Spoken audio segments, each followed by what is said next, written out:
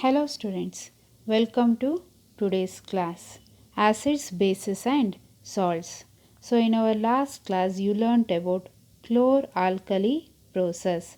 So today's class you will be learning the other different salts. So how to obtain the bleaching powder. So for preparing bleaching powder, for the manufacturing of bleaching powder, one of the raw materials is chlorine gas. So which is obtained in the chlor-alkali process. So this chlorine gas is made to react with the dry slaked lime. So which is nothing but calcium hydroxide. So calcium hydroxide is a chemical name and slaked lime is the common name. So to obtain calcium hypochlorite, which is nothing but bleaching powder. So here you can have a view of the chemical reaction equation. So this is about the process of obtaining bleaching powder. So what are the uses of bleaching powder? So it is used for bleaching cotton and linen in the textile industry. So that is for bleaching cotton and linen. So linen is also a fiber, cotton and linen, that is basically to make them white.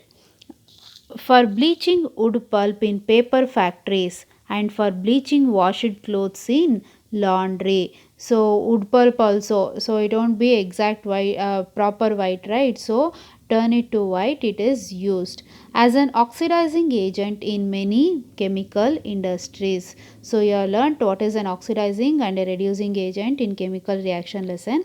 So it is used as an oxidizing agent in many chemical industries and to make drinking water free from germs. So these are the uses of bleaching powder. So next kind of salt is baking soda. So all of you are very familiar with baking soda, which is used in everyone's house. So I am sure all of you enjoy having pakoras, that is pakodas, in this winter season. In this rainy chilled weather, everyone loves to have the one, right? So to get it crispy, this baking soda is added. So even for fermentation also, so this baking soda is added. So this baking soda is obtained, so sometimes it is added to make the cooking fast. So this is obtained using sodium chloride as the one of the raw material. So sodium chloride, water, carbon dioxide, ammonia reacts to form ammonium chloride and sodium hydrogen carbonate. So the sodium hydrogen carbonate is nothing but baking soda.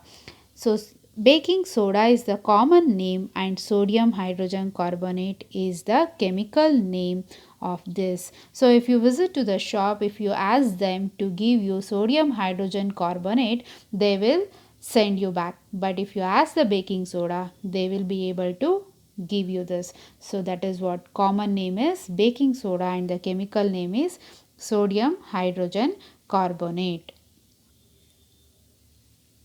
So heating this sodium hydrogen carbonate decomposes to form sodium carbonate, water and carbon dioxide. So now let us look into the uses of baking soda.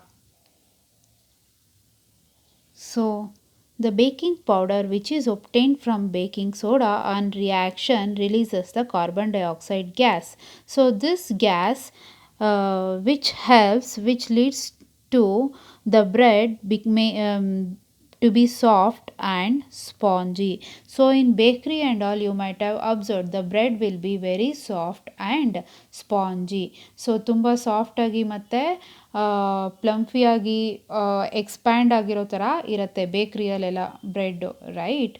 So one of the reasons is usage of this baking powder. So this on reaction releases the carbon dioxide.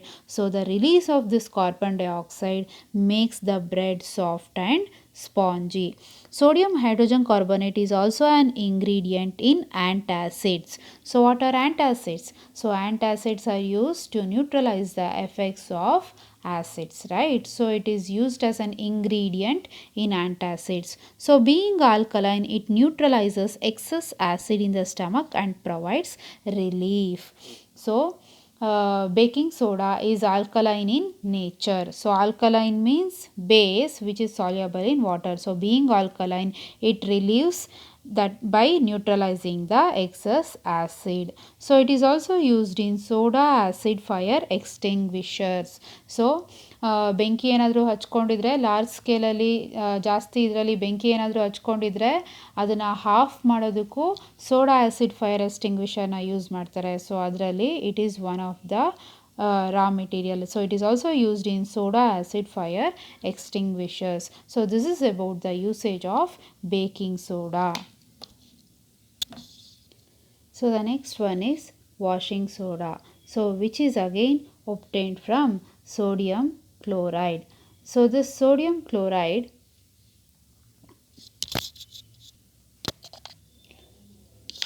as one of the raw materials. So this washing soda is obtained by the recrystallization of sodium carbonate. So how did we get this sodium carbonate? So if you refer back in the baking soda, on heating sodium bicarbonate we obtained sodium carbonate, right? So recrystallization of this gives rise to washing soda, that is sodium carbonate. So what is the difference? Like sodium carbonate 10H2O. Generally you are used to write Na2CO3 for washing soda, right? But here we have Na2CO3 dot 10H2O. So you will be learning now. So uses of washing soda. So sodium carbonate, that is washing soda, is used in glass, soap and paper industries. So this is one of the raw materials in manufacturing of glass, soap and paper industries. It is used in the manufacture of sodium compounds such as borax. So it is also a compound. Sodium carbonate can be used as a cleaning agent for domestic purposes. So for example, for washing clothes and all, washing soda is used. So for domestic purposes, that is for household purposes, cleaning purposes. So it is used for removing permanent hardness of water. So which you have learnt in your lower class. So hardness of water can be removed using washing soda. So this is the use of washing soda. So next activity 2.15. Are the crystals of salts really dry? So this activity is performed to observe, that is to check that whether the crystals of salts are dry. So heat a few crystals of copper sulfate in a dry boiling tube. So we are, as shown in the figure, we have to take a test tube, that is a dry test tube, and in this we have to heat the copper sulfate crystals. So what is the color of the copper sulfate after heating? So we have to make a note what is the color of the copper sulfate before heating. So generally it will be blue in color. So after heating we have to observe whether it retains its color or if there is any color change. So do you notice water droplets in the boiling tube? Where have these come from? So here you can see water droplets which are labeled, right? So where did it come from? Actually when we have taken the test tube, it is dry. So the test tube was dry, no water was present, no water is present in this. But after continuing to eat, over the period of time we get the water droplets settling on the test tube. So where did we get this from? Add 2 to 3 drops of water on the sample of copper sulfate obtained after heating. What do you observe? Is the blue color of the copper sulfate restored? So on heating what happens? The color of it changes, that is it turns to white. On heating it turns to white. So now we have to add few drops of water, again it turns to blue. So This confirms that these crystals of salts contain water. So that is what this activity is about, right? So, water of crystallization. So, what is water of crystallization? So, water of crystallization is the fixed number of water molecules present in one formula unit of a salt. So ಒಂದು formula unit of A ಸಾಲ್ಟಲ್ಲಿ ಎಷ್ಟು water molecules ಇದೆಯೋ ಅದನ್ನು ನಾವು water of crystallisation ಅಂತ ಹೇಳ್ತೀವಿ. So water molecules, so H2O is one water molecule. So for example, so that is CuSO4 5H2O. So copper sulfate crystals. So water of crystallization is 5H2O, that is in one formula unit of copper sulfate have 5 water molecules. So in our previous example, that is washing soda Na2CO3 10H2O, that is in one formula unit of sodium carbonate comprises of 10 water molecules. So this is nothing but water of crystallization. So what is water of crystallization? It is a fixed number of water molecules present in one formula unit of a salt. So I hope you understood what is water of crystallization. So next, last topic, plaster of Paris. So what is this POP or plaster of Paris? Why not it plaster of London or plaster of Bangalore or something else? Why specifically plaster of Paris? So think over and try to find the answer. So plaster of Paris.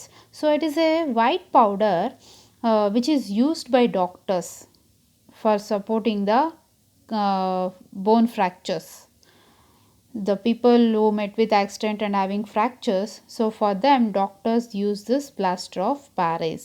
So how this plaster of Paris is obtained? So that is POP is obtained on heating gypsum at 373 Kelvin. So when this gypsum is heated at 373 Kelvin, it loses water molecules and becomes calcium sulfate hemihydrate. Calcium sulfate hemihydrate. So that is CaSO4 half H2O. So this calcium sulfate hemihydrate is called as plaster of Paris. So now you might be having a question. Generally we use 1, 2 or something. Never use the fractions in the formulas, right? So why this fraction we have here? CaSO4 half H2O. So just now you learnt water of crystallization. So actually two formulas units of CaSO4 comprises of one water molecule. So that means one formula unit of CaSO4 comprises of half water molecule. So to represent that, it is given in the fraction form. So ಎರಡು formula unit CaSO4 ಒಂದು water molecule comprise ಆಗುತ್ತೆ, present ಇರುತ್ತೆ. So ಹಾಗಿದ್ರೆ ಒಂದು formula unit CaSO4 ಅಲ್ಲಿ ಎಷ್ಟು water molecules ಇರುತ್ತೆ? Half water molecule ಇರುತ್ತೆ. ಸೊ ಅದಕ್ಕೆ ಹಾಫ್ H2O ಅಂತ. So when this plaster of Paris is mixed with water, again we get the gypsum. So this plaster of Paris, which is a white powder, on mixing with water it changes to gypsum. So gypsum is a hard solid mass. So that is plaster of Paris plus half H2O, we get calcium sulfate, which is a gypsum. So this is calcium hemisulfate, right? But here calcium sulfate. So this is the difference between plaster of Paris and gypsum. So this is used in making, that is plaster of Paris. What are the other uses? So one you have already learnt and you are very aware that doctors use plaster of Paris for supporting fractured bones. So to fix that they use this. So apart from that, this plaster of Paris is also used for making toys, materials for decoration, and for making surfaces smooth. So these are the few examples of plaster of Paris. So this completes the lesson acids, bases and salts. Thank you.